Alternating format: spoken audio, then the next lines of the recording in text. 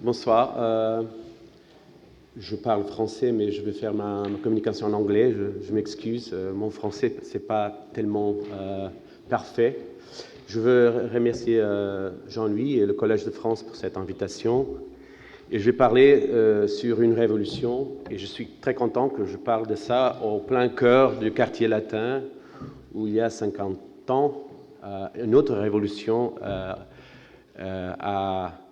a contaminé un peu l'Europe et aussi la révolution portugaise. Et c'est un peu de ça que je parlerai cet après-midi. Alors, now in English. So, well, on peut continuer après en français dans la discussion. So, most of you know the Portuguese Revolution of 1974, la Révolution des œillets. It's a very iconographic revolution with these beautiful pictures of the soldiers taking place in the power plazas and streets, and this coup d'etat, this coup became a popular revolution afterwards. So it was the military who started it, but then it was the people who came to the street to celebrate a new beginning after 48 years of dictatorship.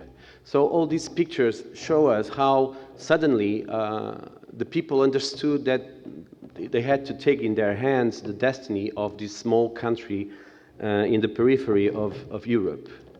And of course, this was the day when a system was knocked down.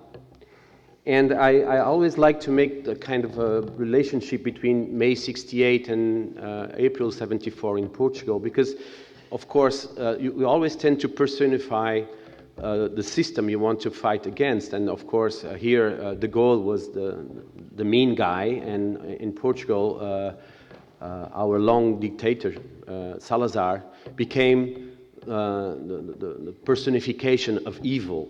But then, of course, the militaries or the police, les flics in Paris were the enemy somehow, especially for the students and for the workers. And in Portugal, the militaries were the friends. They were the ones who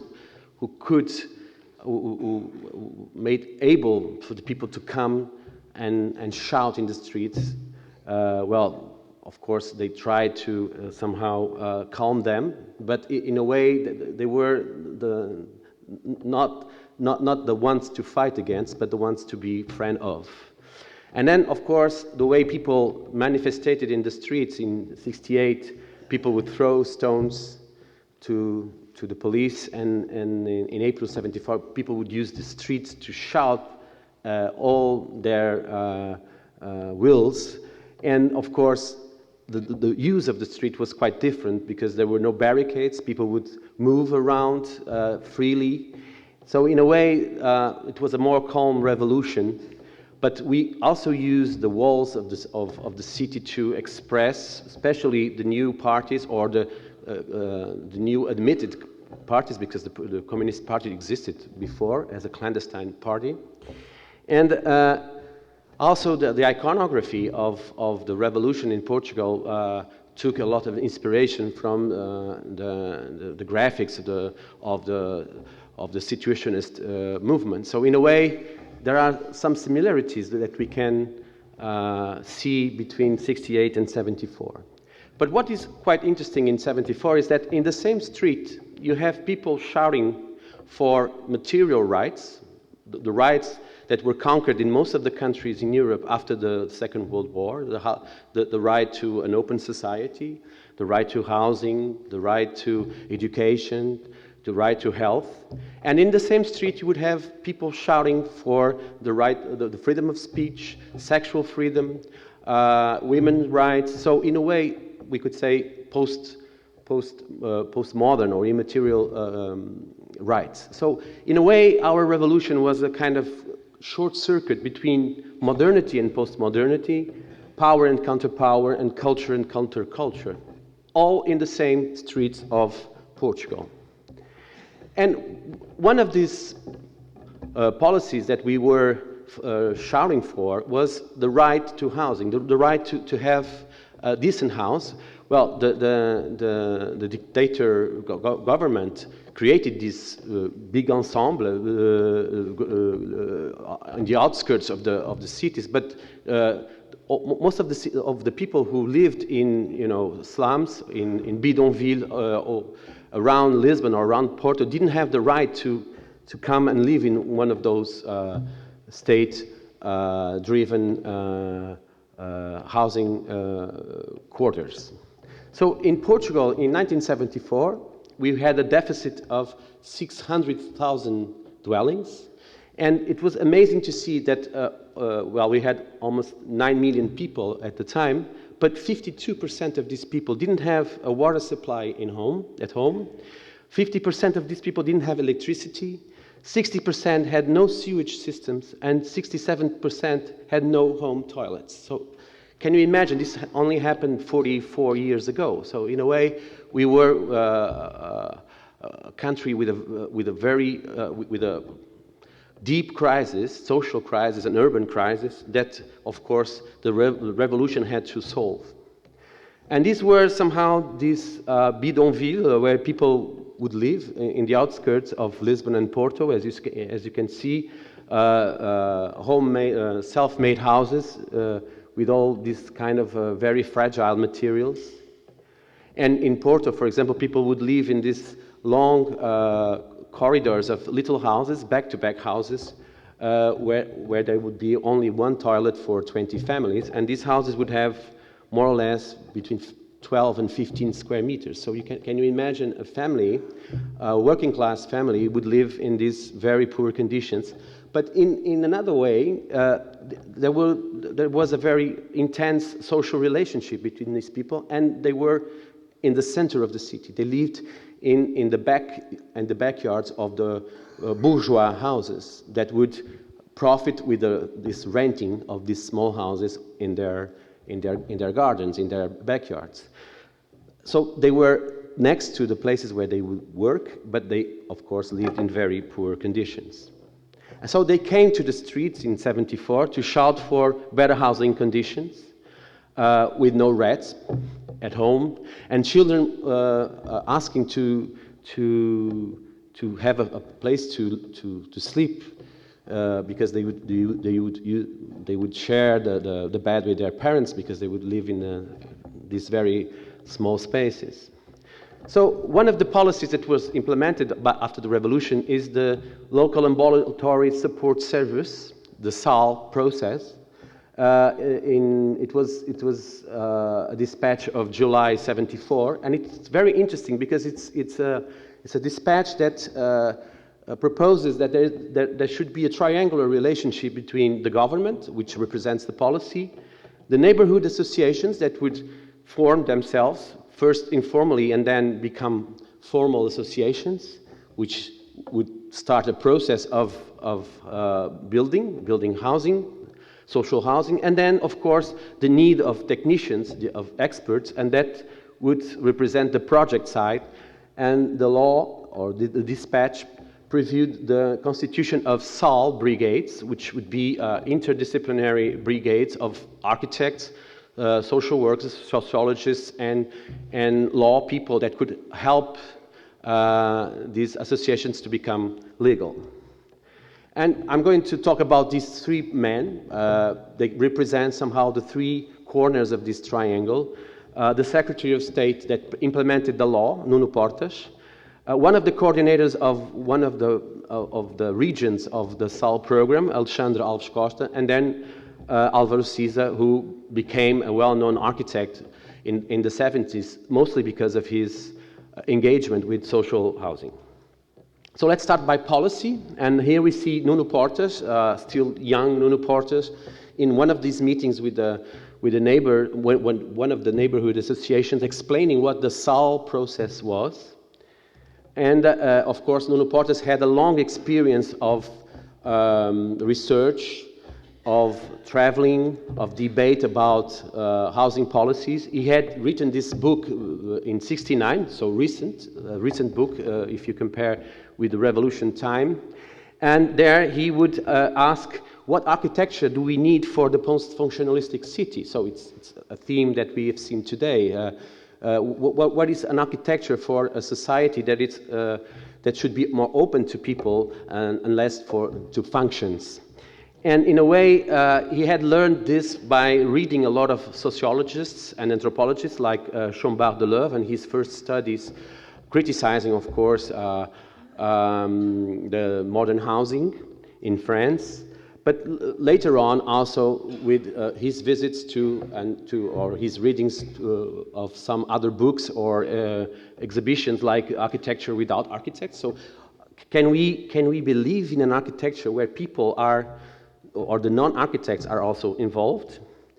And of course, Charles Abrams with the problems of housing, all the experiments around the favelas in Brazil that he visited, and of course, his relationship also with John Turner, who left England to go and live in Peru and work with the barriadas, so the local bidonville, the local slums. And Portes learned from Turner that housing is just not a noun, but it's also a verb, which means housing means a process of negotiation with the local inhabitants. And so in a way, housing should not be just a cabinet policy, it should be something that we should practice on the field. And of course, housing should also be by people, which means we should include people in this policy, which became known as empowerment. It's a big word, but in a way it means people should have self-determination, could at least aspire to self-managing, and where possible, self-building. And that's something that in the 60s was already being debated.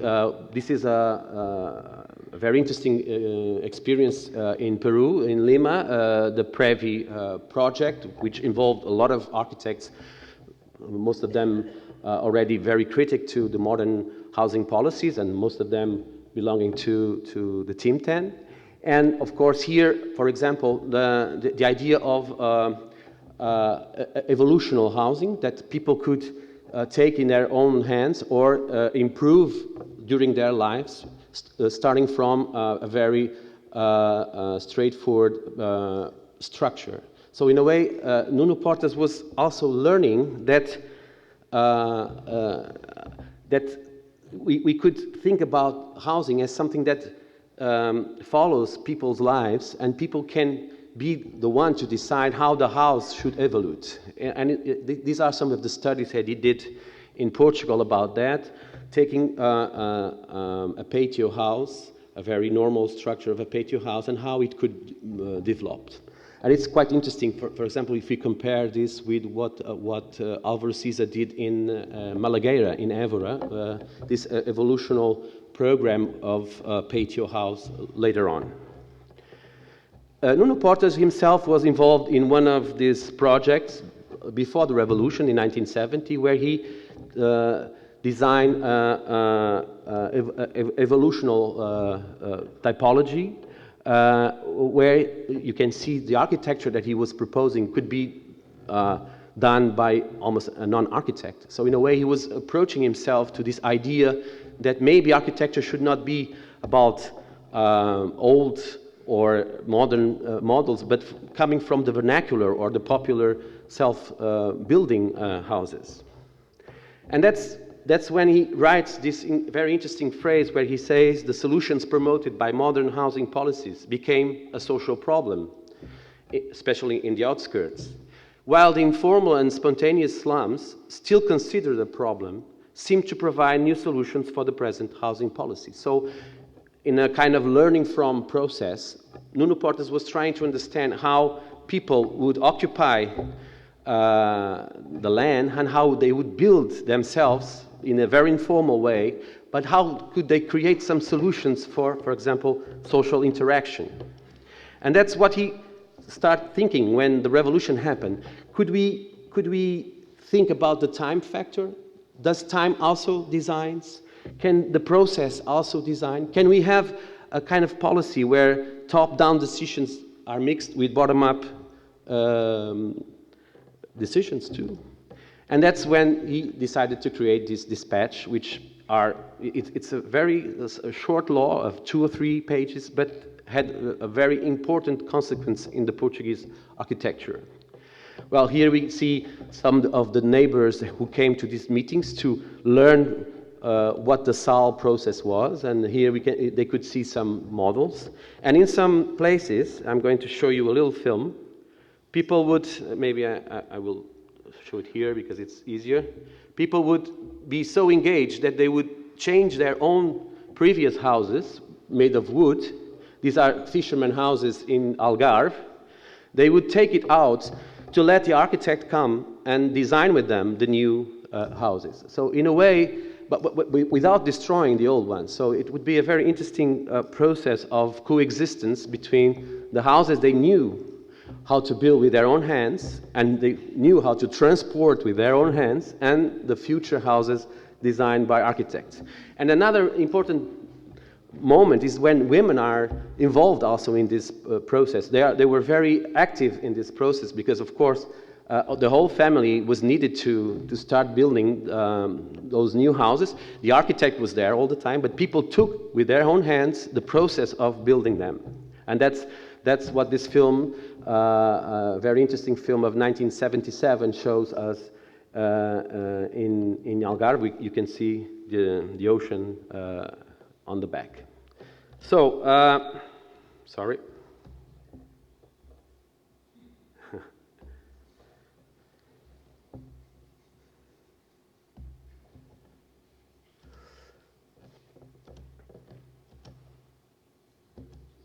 So in Lisbon, the SAAL process created a large amount of neighborhoods. We can see here, most of them based on a block system, so of 5 to 6 stories high block systems. But in Porto, the architects decided to work with the existing fabric of the city, avoiding building on the outskirts new blocks, but instead working inside the old neighborhoods and trying to take profit and learning from these working class neighborhoods. And this is Alexandre Alves Costa, who was one of the coordinators of this process in Porto. Here we can see some of the meetings that were made at the Beaux-Arts School in Porto. The students at the Beaux-Arts School were very engaged with this process. They were the ones who would go to the neighborhoods and they would make the surveys to know who would need the house urgently, and they would make lists of neighbors who could help the brigades to work. So in a way, the students were very much engaged. Of course, 68 was very recent, so the students in the Beaux-Arts School, most of them left-wing students, were willing to help some of the professors, architects, to design. Of course, they all read the important books, the neo-Marxist books of the late 60s and the early 70s, Lefebvre and Castells. And of course, they knew all the iconography of May 68 that was somehow used also to explain people and to make the propaganda of this process. And it was quite interesting that some of them had to be very quickly understood by some very direct schemes. Here we can see one of these meetings of young students with professors and neighbors. Here we can see a young Eduardo Souto de Moura, still with a mustache. He was a student at the time.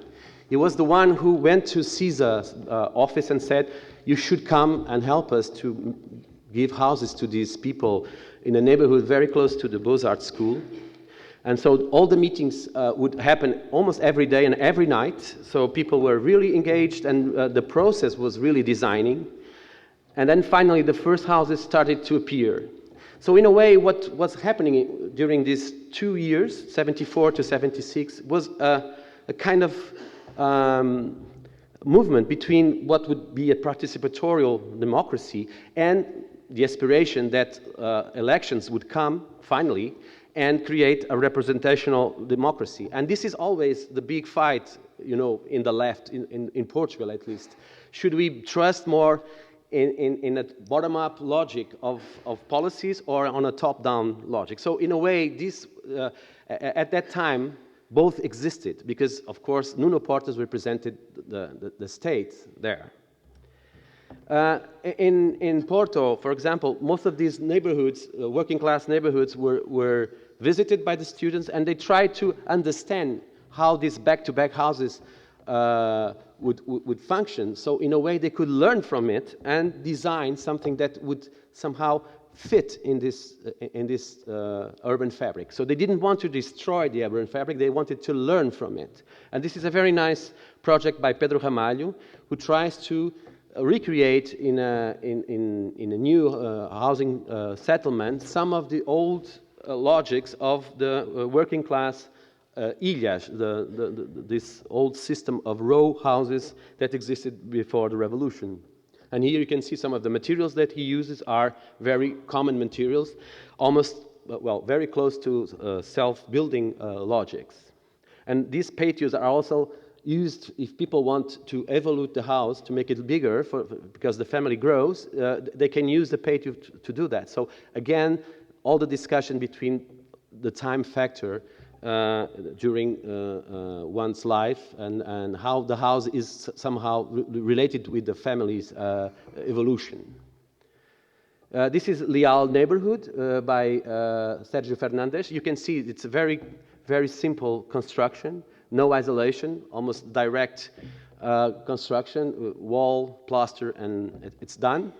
And it's completely integrated in the urban fabric. So all this process was, of course, very attractive for the rest of Europe, that not only was completely fascinated by the last revolution of the 20th century happening in Europe, in Portugal, but also how architects would be so engaged with this process. So very well known for us, at least, issues of Casa Bella and Architecture d'aujourd'hui, directed by Bernard Huet, were published, and for the first time, I think, in France, people really understood what Portuguese architecture was about.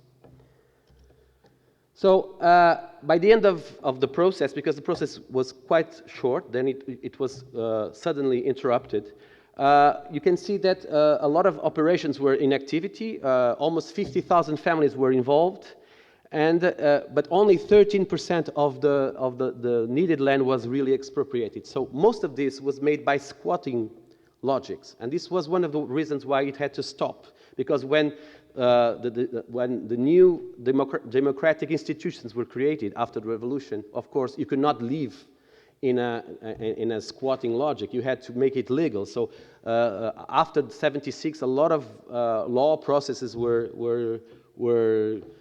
put to these associations, but they kept fighting, and they are still there, fortunately, and some of these law processes are already finished. But in a way, it was a quite hard time to be an architect, and to, because you had to listen to the neighbors, and then you had to listen or to face the property, the owner of the land that was squatted by the people. And now finally the project, and here we have a young Álvaro Siza explaining to some students in Sicily what was participation about, and he became, he was known at the time as a participatorial architect, whatever that means. Well, I think he hates this idea, but in a way he became known by that. And here we can see how Siza was very accurate in visiting the places, using all the techniques to make the right implementation of his neighborhood, climbing walls, and trying to understand this urban fabric that existed before to make the new housing lots. And here you can see how he tries to mingle, how he tries to mix his new housing with the pre-existing fabric.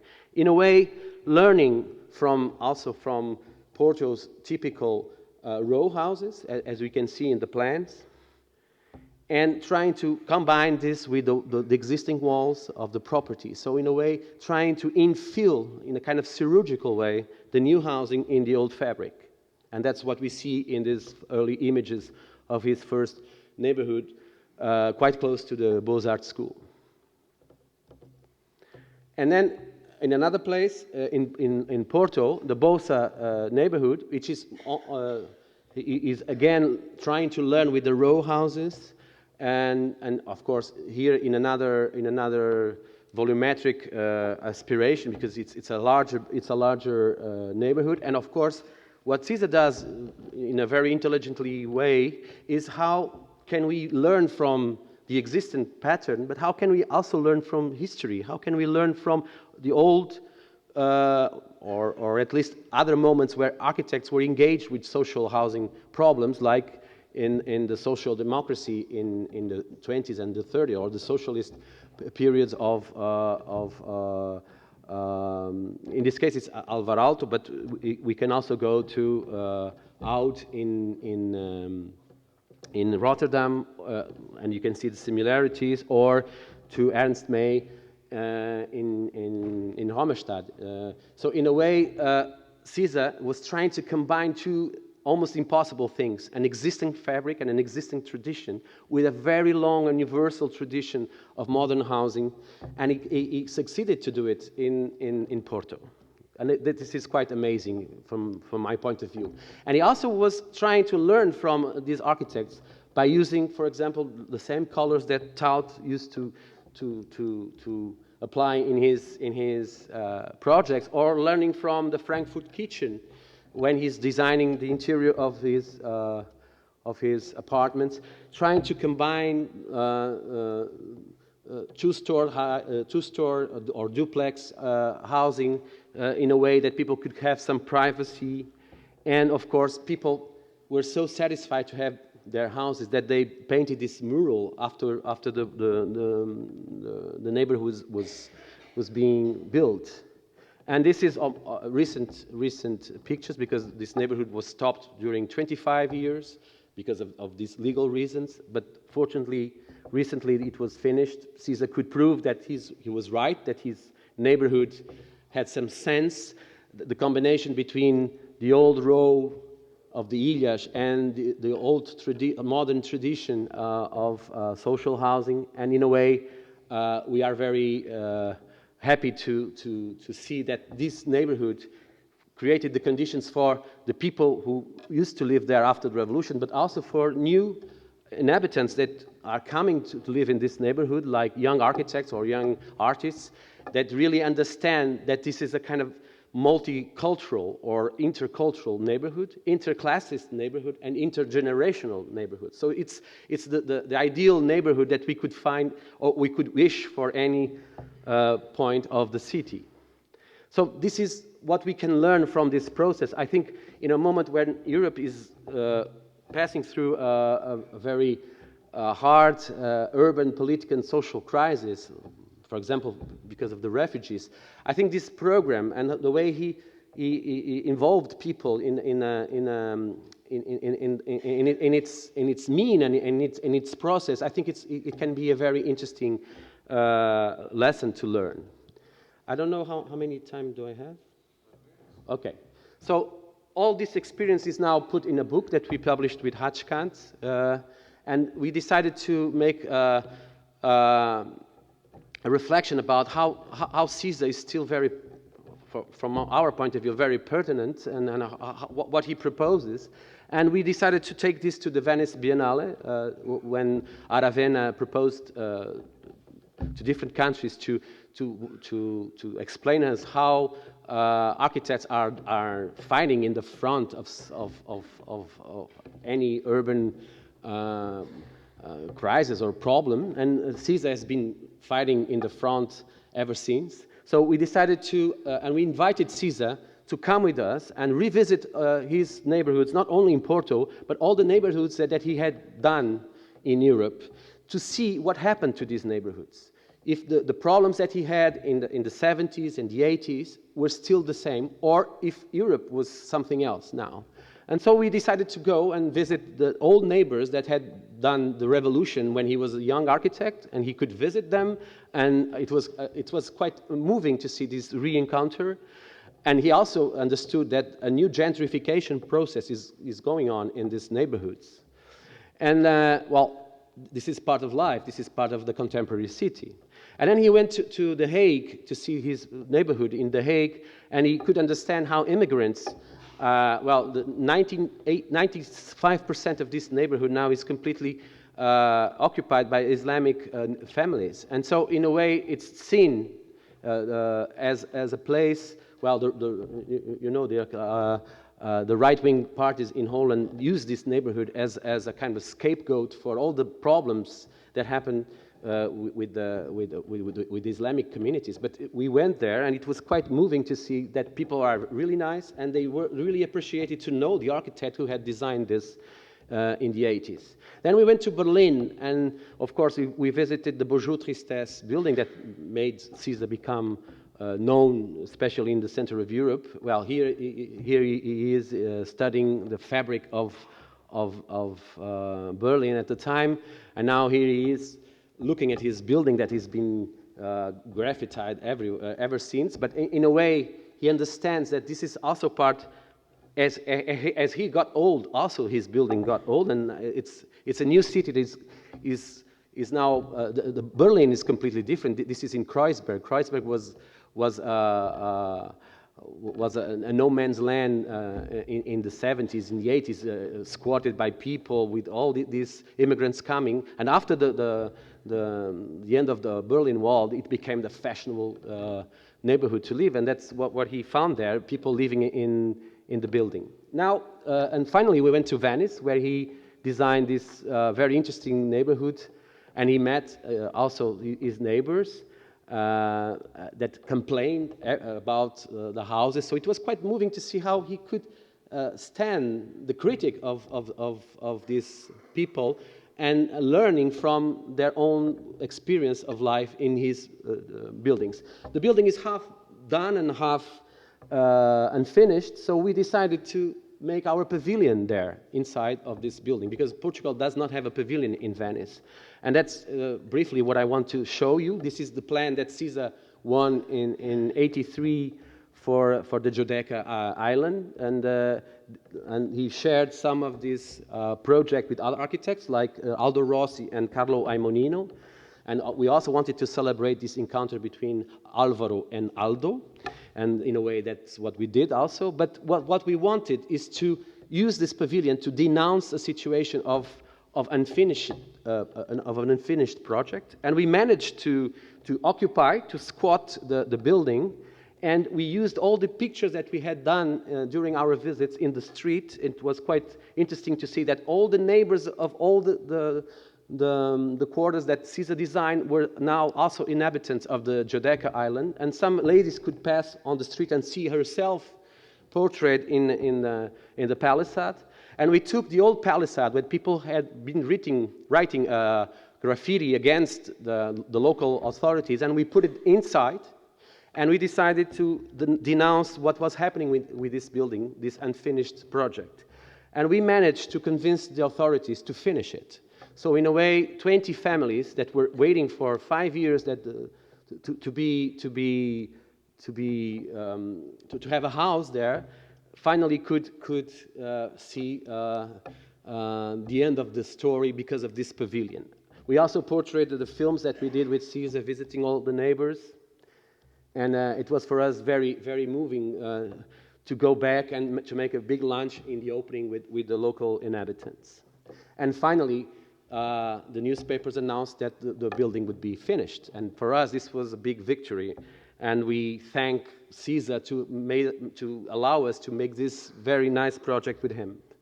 And then we went back several times during the 6 months of the Venice Biennale. And it was very interesting to see how people would appropriate themselves of the place, or even of Caesar, discovering that he is a smoker, he's a terrible smoker, but also discovering that he's a part of a daily policy life, and he's an architect, and he's a person. And in a way, what we wanted with this exhibition was also to desacralize a little bit the Pritzker Prize, the Portuguese Pritzker Prize, and show people that he was willing to understand what happened to Europe by looking at his own projects and what happened to his projects. And that's it. Thank you.